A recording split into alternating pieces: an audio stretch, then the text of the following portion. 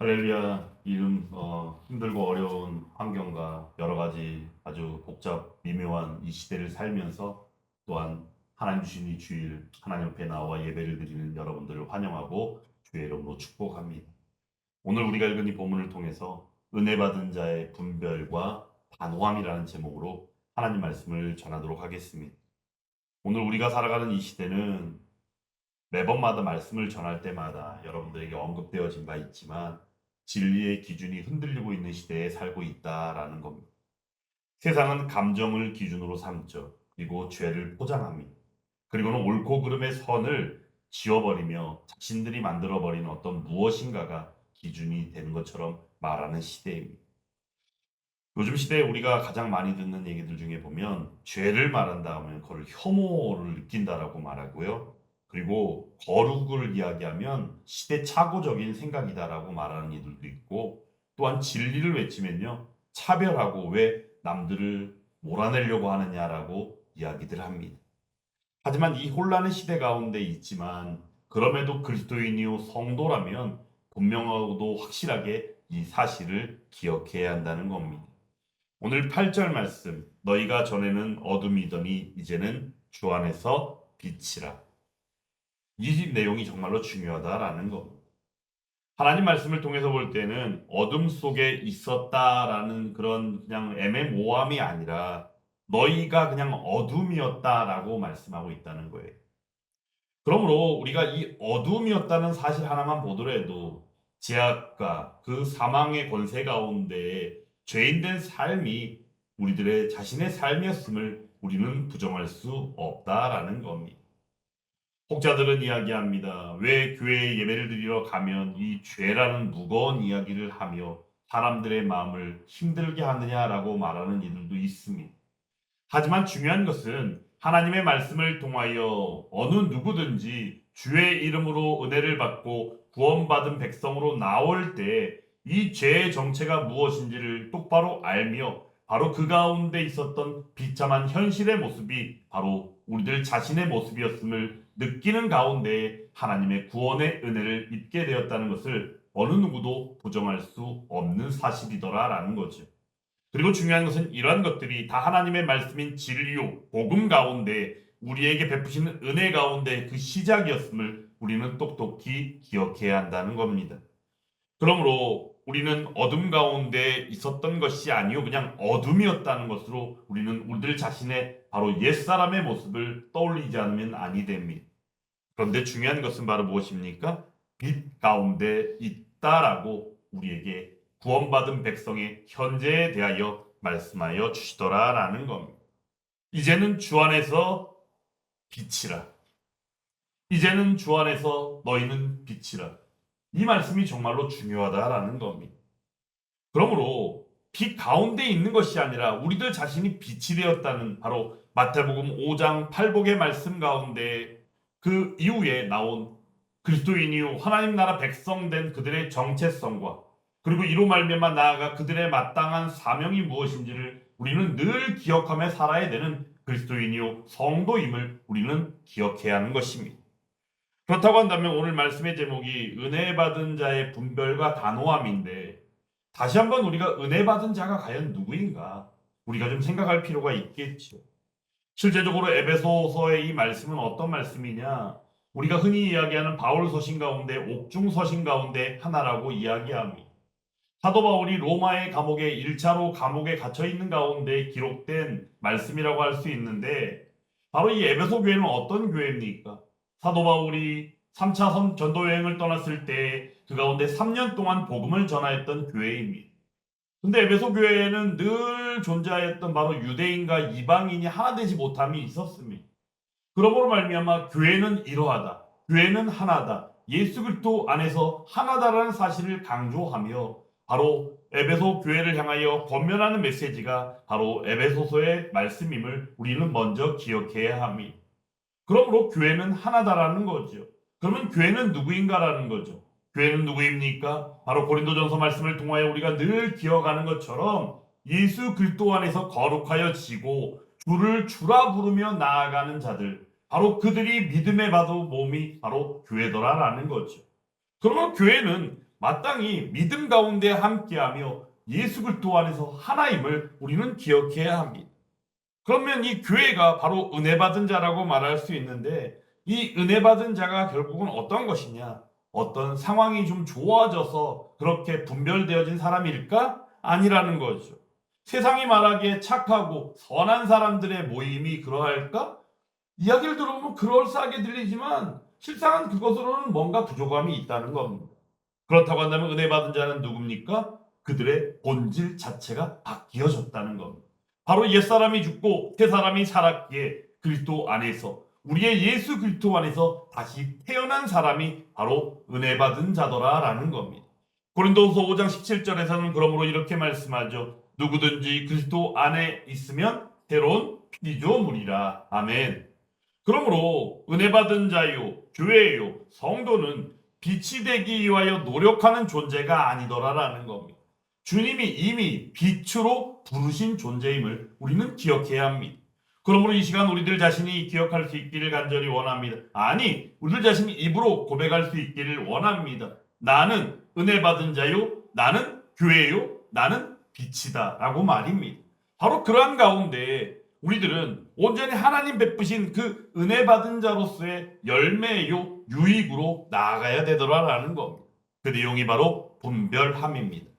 사도 바울은 오늘 이렇게 경고하고 있습니다. 에베소서 5장 6절 말씀 가운데에도 나오고 6절 말씀 가운데 보면 누구든지 헛된 말로 너희를 속이지 못하게 하라라고 말씀하고 있죠. 내용즉슨 헛된 말로 속이지 못하게 하라라는 내용을 통해서 볼 때에 그 의미즉슨은 헛된 말에 속지 말라라는 내용인 것입니다. 은혜 받은 사람이라면 그러므로 먼저 이 시대, 이 세상이 주는, 이 세상이 하는 말들을 듣는 것이 아니라 말씀으로 오히려 세상의 그 말들을 분별하는 이가 바로 은혜 받은 자다라는 겁니다. 그러므로 분별한다는 것은 어떤 선택의 문제가 아닙니다. 분별을 그저 내 상황 가운데 나에게 유익하다 싶으면 그렇게 받고, 그러한 것들과는 별로 상관이 없는 것처럼 여겨지면 그러하지 않아도 된다는 논리가 아니라 바로 은혜 받은 자라면 마땅히 그렇게 살아가야 하는 것인 거예요. 그러므로 분별이라는 것은 은혜 받은 자요, 교회요, 성도라면 우리들 자신을 떠나서는 될 수 없는 문제임을 우리는 기억해야 합니다. 그러므로 이 모든 일들은 어떠한 감정에 휩쓸리는 것이 아닙니다. 요즘 시대는 감정에 휩쓸리는 경우가 참으로 많죠. 감정, 감수성, 뭐 이런 것들. 근데 중요한 것은 바로 이 문제는 그러한 것의 문제가 아니더라라는 겁니다. 바로 복음이요, 진리의 터요, 말씀 가운데서 오직 진리만을 바라보는 그러한 자세가 필요하다라는 겁니다. 왜냐하면 진리를 아는 사람은 거짓을 분별하게 되기 때문입니다. 거짓을 분별한다는 것이 바로 마땅한 은혜 받은 자의 모습인데, 그렇다고 한다면 그러면 은혜 받은 자의 이 분별은 과연 무엇을 분별해야 하는 것일까? 성경에서는 막연하게 그냥 분별해라 라고 말하고 있지 않습니다. 구체적으로 말씀하여 주십니다. 오늘 말씀은 아니지만 앞쪽의 말씀 3절, 4절, 5절 말씀 같이 한번 쭉 읽어보겠습니다. 음행과 온갖 더러움과 탐욕은 너희 중에서 그 이름조차도 부르지 말라. 이는 성도에게 마땅한 바 아니라. 누추함과 어리석은 말이나 희롱의 말이 마땅치 아니하니 오히려 감사하는 말을 하라. 너희도 정녕 이것을 알거니와 음행하는 자나 더러운 자나 탐하는 자, 곧 우상 숭배자는 다 그리스도와 하나님의 나라에서 기업을 얻지 못하리니. 아멘. 내용이 즉슨은 이러한 것들을 언급하는 가운데 누구든지 헛된 말로 너희를 속이지 못하게 하라라고 말씀했다는 겁니다. 그러므로 내용으로 볼 때 속지 마라, 분별하라라는 내용으로 이어진 것인데 3절부터 5절에 언급하고 있는 이 내용들이 총망라되어진 모든 것들, 근데 이러한 일들이 이 모양 저 모양으로 조금씩 변하여서 나타난 현 세상 가운데 있는 일들이 있다면 첫 번째로는 바로 그것이 악을 선으로 포장하는 흐름이 있다는 겁니다. 세상은 죄를 포장하고 있습니다. 하는 말들이 다 이렇게 얘기해요. 아유, 사람이라면 다 그럴 수 있지 뭐, 이렇게 말한다는 겁니다. 그리고 어떤 누군가에 대하여 이런저런 일들을 얘기하며 권면하고 나아간다면 하는 이야기가 이런 말을 합니다. 괜히 판단하고 나서지 마, 이런 말들을 한다는 겁니다. 그리고는 하는 말이 결국에는 다 괜찮아질 거야. 이런 식으로 그냥 말을 흐트러 버리며 어떤 나아지는 것 없이 그저 눈에 보이는 것으로 그냥 스쳐 지나가는 정도의 그냥 괜찮아질 거야 라는 말로 다 된 것처럼 여기더라 라는 겁니다. 그러므로 또한 그런 가운데 자신이 지은 죄에 대해서조차도 어떻게 합니까? 부정합니다. 그리고 남 탓을 합니다. 또 다른 이유를 댑니다. 이게 바로 요즘 시대 우리들의 흔한 모습처럼 되어버렸다는 겁니다. 그러다 보니까 저는 이런 일들에 대해서 속상해하는 마음이 있다면 옛날에 어려서 아버지 어머니를 통해서 늘 양육받을 때 들었던 이야기가 나중에 커서 훌륭한 사람이 되어야 한다라는 이야기였습니다. 근데 요즘 시대 우리는 어떠합니까? 훌륭한 사람의 기준이 없어져 버렸다는 겁니다. 우리가 생각할 때 훌륭한 사람의 기준은 원래 무엇이었습니까? 착하고 선한 사람입니다. 악을 선으로 포장하는 사람이 아니라 악을 악이라고 말하고 선을 선이라고 말하며 죄를 죄라고 분명하게 말하는 사람이 먼저는 훌륭한 사람의 기본이었을 것입니다. 근데 요즘 시대에 우리들은 어떠합니까? 아무리 세상을 둘러보아도 그 말이 전혀 어울리지 않는 시대를 살고 있습니다. 과연 훌륭한 사람이 누구일까? 생각해보면 고개가 갸우뚱거려집니다. 예를 들어 요즘 시대에 이제 새로 태어난 아이들이나 어린 유초년, 유소년부나 또 주일학교 아이들을 바라볼 때 그들에게 우리가 어떻게 권면할 수 있을까? 우리는 그래도 다행인 것이 하나님의 말씀이 있죠. 그런데 하나님의 말씀을 믿지 않는 믿음이 없는 이들 가운데 믿음의 가정이 아닌 가정에서 자라는 아이들을 바라볼 때 그들의 기준은 과연 무엇을 삼을까 생각할 때 너무나도 속상한 마음이 앞서더라라는 겁니다. 성경은 오늘 분명히 말씀하고 있습니다. 헛된 말로 너희를 속이지 못하게 하라라고 말입니다. 그러므로 사랑에 대해서도 우리가 분명하게 그 의미를 알아야 합니다. 지은 죄에 대하여 덮어주려는 것이 사랑이 아니더라라는 겁니다. 오히려 죄를 깨우고 알려줌으로 말미암아 돌이켜 회개함으로 그 영혼이 살아나게 하는 것이 사랑의 의미임을 우리는 기억해야 하는 것이에요. 그럼에도 우리는 그 안에서 서로 함께 배려하고 함께 하나됨으로 나아갈 필요가 있는 것이죠. 그리고 두 번째가 있다면 바로 그것은 창조 질서조차도 무너뜨리려는 그런 사고들이 있다는 것입니다. 하나님께서 만드신 질서는 어떤 시절적인 흐름 가운데 이렇게도 할 수 있고 저렇게도 할 수 있는 문제가 아닙니다. 하나님의 창조 질서는 그러한 식으로 이해되는 것이 아니라 오직 하나님의 주권 가운데 하나님만이 하신 선포이기에 우리는 그것을 마땅히 따라가야 하는 것입니다. 내 상황이 이러하니까 이렇고 내가 그러했으니까 그냥 이해 좀 해주세요 라는 차원으로 우리가 이야기할 수 있는 문제들이 아니더라라는 겁니다. 성경에서는 분명히 말씀하셨죠. 남자와 여자를 지으셨다라고 말입니다. 그리고는 남자와 여자가 한 몸을 이뤄 가정을 이루게 하시는 결혼에 대하여 말씀하셨습니다. 그리고는 모든 피조세계 가운데에서도 하나님의 주권하심을 통하여 생명의 질서를 우리에게 선물로 주셨다는 것을 우리는 어느 누구라도 부정할 수 없는 것입니다. 그런데 어떠합니까? 요즘 우리가 살아가는 이 시대는 이 창조 질서조차도 허물려고 하고 있더라라는 겁니다. 동성애에 대하여 정당화한다거나 어떤 젠더 이데올로기의 문제를 자꾸 언급한다거나 포괄적인 차별금지법이라는 이름의 가치강제법 같은 것들을 만들려고 한다거나 게다가 창조질서 안에서 생명이라는 그 가치를 함부로 하게 하는 만삭 낙태법 같은 그런 말도 안 되는 법들을 운운하고 있는 세상이 바로 현재 우리가 살고 있는 이 시대이다라는 겁니다. 그러므로 우리는 돌이키고 하나님께로 돌아가야만 합니다.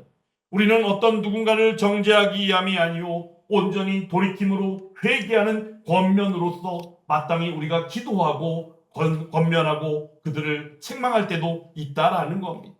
어느 누구도 모든 일에 있어서 자유로운 사람은 없습니다. 죄의 문제에 있어서만큼은 분명합니다. 또한 예수 믿는 사람들조차도 예수 그리스도의 그 구원의 은혜로 말미암아 의인 되었다라고 말하지만 우리는 완전한 의인이 아니기에 남아있는 죄성 때문에 죄의 유혹이 계속되어지고 있는 우리의 현실의 모습을 볼 수 있어야 합니다. 하지만 그때마다 우리는 하나님을 의지하죠. 성령 하나님의 역사를 통하여 우리는 죄인 되었기에 나왔던 그 모든 일들 속에 남아있는 죄성 가운데 그 죄의 유혹을 이기게 하시는 하나님을 의지할 수밖에 없더라라는 겁니다. 그리고 혹여라도 지은 죄가 있다고 한다면 하나님이 주신 그 크신 은혜, 바로 회개하지 아니하고는 참을 수 없는 그 회개의 영을 부어주셔서 회개함으로 온전히 하나님이 기뻐하시는 그 진리 가운데 함께하는 삶을 살게 되어진다라는 겁니다.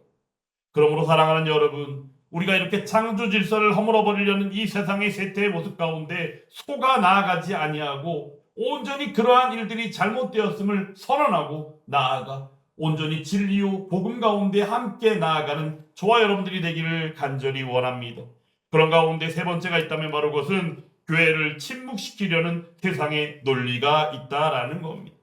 역사 가운데에서 공산주의와 사회주의라는 것들은 인권과 평등을 늘 말했습니다.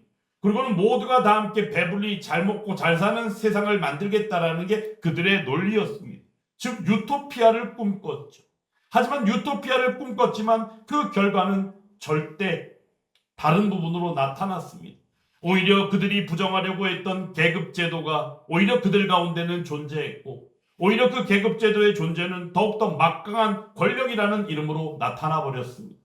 그리고 두 번째는 그들 가운데 나타난 부정의 모습이 결국에는 빈부의 격차를 없애겠다. 모두가 똑같이 평등하게 잘 살게 하겠다는 논리였지만 결국에는 그들의 모습의 그 결과는 어떠했습니까? 오히려 공산주의와 사회주의를 이야기하고 그 체제 가운데 있는 이들 가운데는 더욱더 큰 빈부 격차가 있다라는 겁니다. 그러므로 엄청난 오류를 낳았고 엄청난 모순의 결과를 낳은 공산주의와 사회주의는 절대 우리가 받아들일 수 없는 문제임을 우리는 기억해야 합니다. 그런데도 불구하고 공산주의, 사회주의에서는 또 한 가지 나타나는 일이 있다면 가장 중요한 자신들의 권력이요 체제를 유지하기 위하여 하나님의 선하심과 의로우신 말씀을 거부하고 예배를 금지하며 교회를 박해하고 또한 교회를 폐쇄하게 하는 것이 그들의 하는 일들이더라라는 겁니다. 북한이나 중국이나 기타 국가들 복음에 대한 접근과 이해는 바로 어떻게 그들이 받아들입니까? 그들의 자신에 대한 도전이라고 받아들인다라는 겁니다. 그러므로 복음이 들어가 버리면 그들이 생각할 때는 어때요? 그들의 체제가 흔들리는 것은 당연하기 때문에 그들은 핍박하고 폐쇄시키는 것이 그들의 전략일 수밖에 없고 정책일 수밖에 없다더라라는 겁니다. 왜일까요? 복음은 인간을, 사람을 참 자유로 불러내시기 때문입니다. 은혜 받은 자는 세상 기준으로서의 편가르가 아니요 하나님 나라 자녀요 백성이요 은혜 받은 자로서 바로 충성된 믿음으로 분별해야 한다는 것입니다. 그러므로 이 시대 가운데 공산주의와 사회주의가 웬 말입니까? 예수를 믿는 사람이라면 공산주의와 사회주의에 대하여 오히려 우리는 그러한 일들이 나타나는 것들에 대하여 속상해하고 안타까워하고 그러한 것들이 절대 옳지 않음을 생각하며 하나님의 말씀, 진리요 복음을 선언하고 나아가는 저와 여러분들이 되어야 한다는 것입니다. 그 일에 앞장서야 되는 교회. 그러므로 교회가 그러한 일들을 복음이요 순전하고도 완전한 복음 가운데 선언하고 나아가 그 복음을 전파하는 저와 여러분들이 되어야 될 줄 믿습니다. 그리고 그 가운데 네 번째는 바로 복음을 흐리는 종교적이고 문화적인 분위기가 있다는 겁니다. 거룩이 없는 사랑이라든가 회개가 없는 은혜 그리고 십자가가 없이 그냥 부드러운 편안함만을 이야기한다거나 아니면 진리를 빼버린 어떤 중립적인 분위기를 초래한다거나 이러한 일들이 결국에는 복음을 흐리는 모습으로 나타납니다. 이는 하나님 말씀 가운데 나타난 복음이 아닙니다. 하나님의 은혜는 진리를 무너뜨리지 아니하고 오히려 빛나게 한다는 겁니다. 오늘 말씀에도 9절의 말씀에 뭐라 말씀합니까? 빛의 열매는 모든 착함과 의로움과 진실함이다라고 말씀하죠. 실제 착함과 의로움과 진실함을 통하여 볼 때 우리가 가장 중요하게 보는 것은 바로 무엇입니까? 이것은 우리의 측면에서 볼 때 착함은 어떤 선함으로 볼 수 있고 의로움은 하나님과의 바른 관계를 이야기할 수 있고 진실함은 또한 여러 가지로 볼 때 하나님의 성품과도 직결되는 문제로 나타나는 부분이죠. 결국엔 빛의 열매는 바로 무엇입니까? 하나님의 성품을 닮아감으로 나타난다라는 겁니다. 그것이 바로 그리스도인이요 은혜 받은 자의 모습임을 우리는 기억해야 하는 것이지요.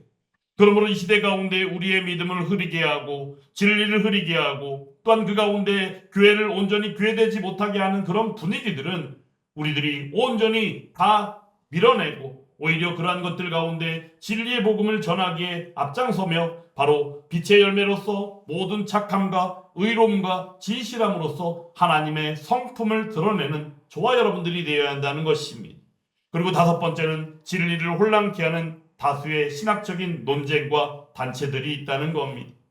가장 대표적으로는 유신진화론이 가장 요즘에 큰 문제인데, 유신진화론의 주장은 바로 무에서 유로의 창조요, 완전한 창조에 대하여 그들이 주장하는 내용은 바로 현재 진행, 바로 ing의 창조로 말한다는 겁니다.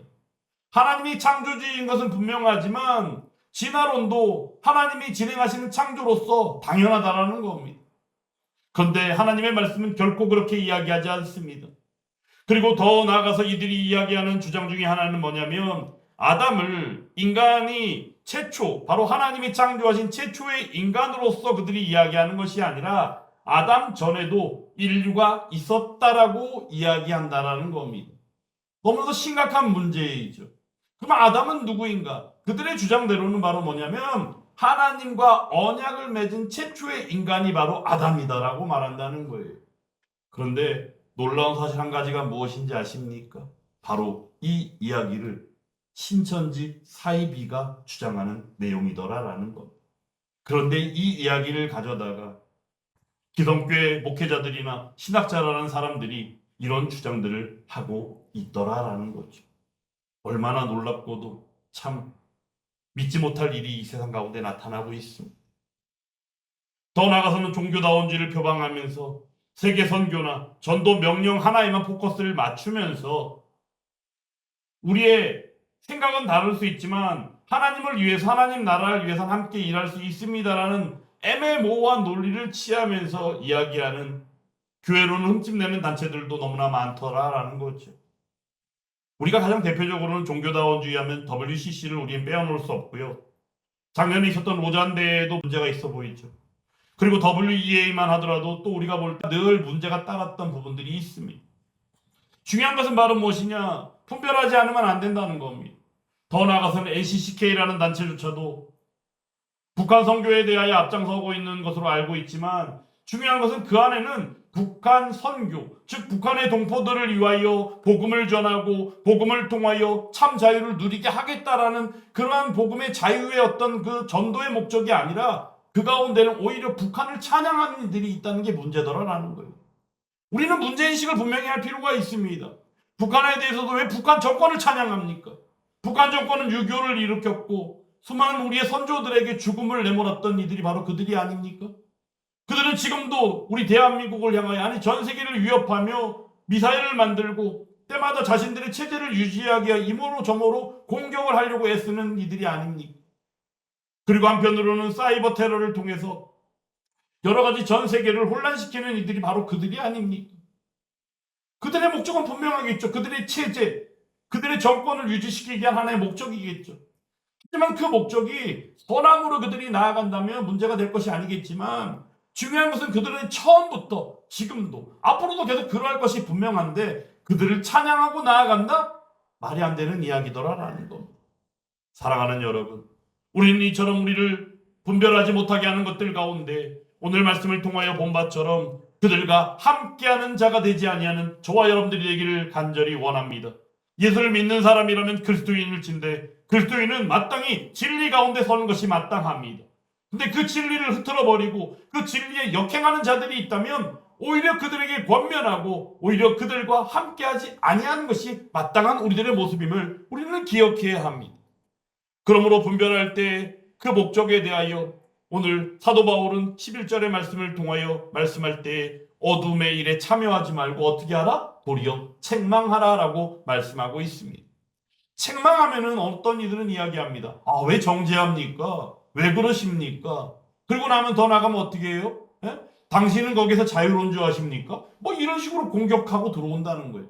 그럼 너도 나도 이런 문제들에 대해서 아무 말도 못하고 그냥 넘겨버린다면 잘못되어져 가는 모습들을 바라보고 그냥 그대로 내버려 둬야 된다는 말이 돼버립니까? 하지만 이 책망은 정죄가 아닙니다. 책망은 사랑의 경고이고 회개의 초청이고 진리의 빛이 됨을 우리는 기억해야 합니다. 사랑이 깊을수록 거짓에 대해서 어떻게 할까요? 더 단호할 수밖에 없습니다. 사랑이 있다는 것은 결국에 어떻게 해요? 너 거짓말하고 거짓 가운데 그렇게 망해가더라도 아유 그래 불쌍하다. 하지만 내가 뭐라 그러겠니? 네가 달라지지 않으면 어떻게 하겠니? 뭐 이런 식으로 그냥 일반적인 모습이죠, 요즘. 근데 그렇지 않은 거예요. 사랑이 깊을수록 거짓에 대해서는 어떻게 하다? 단호하다라는 거예요. 저는 복음에 대해서 이해할 때도 그렇습니다. 복음은 너무나도 심오하고 깊이 있고 놀라울 정도로 아름다운 하나님의 그 섭리하심이 있는 것이지만 중요한 건 그 가운데 무엇이 있어요? 그 가운데는 너무나도 단순하고 명료하며 단호함이 있다는 겁니다. 저는 그래서 이 단호한 복음을 너무나도 사랑합니다. 근데 사람들은 그렇게 생각하지 않습니다. 복음을 부드럽게 이해하거나 십자가를 온유하게 생각합니다. 하지만 중요한 것은 복음은 부드럽지만 절대 모호하지 않다는 것을 우리는 기억해야 합니다. 그리고 십자가는 온유해 보이지만 그 경계는 분명하다는 겁니다.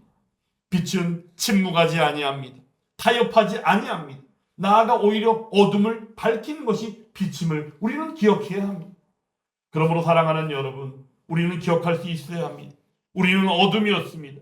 하지만 은혜로 빛이 되었습니다. 그러므로 우리는 분별해야 합니다. 그리고 사랑 안에서 우리는 단호할 필요가 있습니다. 빛의 사람은 어둠에 끌려가지 않고 어둠을 비추는 사람입니다. 세상은 교회가 침묵하기를 원하지만 그저 종교라는 테두리 안에서 머물러서 우리들이 해야 될 것이라고 말하는 것들, 예배나 드리지, 그냥 기도나 해주지, 이런 식으로 말들 하지만 하나님께서는 교회의 빛을 원하신다는 것입니다. 그러므로 오늘 8절 말씀에서 무엇이라 말씀합니까? 빛의 자녀들처럼 행하라 라고 말씀하여 주십니다. 사랑하는 여러분, 우리들을 어둠에서 건져내시고 빛으로 부르신 그 은혜에 감사함으로 진리요 복음이요 말씀의 터 위에 서며 창조 질서를 하나님의 섭리 안에서 인식하고 복음을 지키며 사랑과 단호함으로 이 시대를 향하여 복음이요 진리를 수호하고 지켜나가는 저와 여러분들이 되어야 될 줄 믿습니다. 오늘 13절, 14절 말씀 같이 읽어보겠습니다. 그러나 책망을 받는 모든 것은 빛으로 말미암아 드러나나니 드러나는 것마다 빛이니라. 그러므로 이르시기를 잠자는 자여 깨어서 죽은 자들 가운데서 일어나라. 그리스도께서 너에게 비추시리라 하셨느니라. 아멘. 이 말씀의 핵심 바로 무엇입니까? 우리가 진리를 전할 때, 복음을 전할 때, 교회가 교회될 때, 교회를 통하여 세상이 바뀌어지고 그 가운데 나아온 바 깨어나는 자들에게 임하는 하나님의 은혜이더라라는 겁니다. 그리스도께서 너에게 비추시리라. 할렐루야. 이러한 은혜를 그들에게 전파하며 온전히 돌이켜 하나님의 말씀이요 하나님 나라를 위하여 함께 나아가는 교회, 예수와 함께 교회가 되고 그 가운데 함께하는 저와 여러분들이 다 될 수 있기를 주님의 이름으로 축원합니다.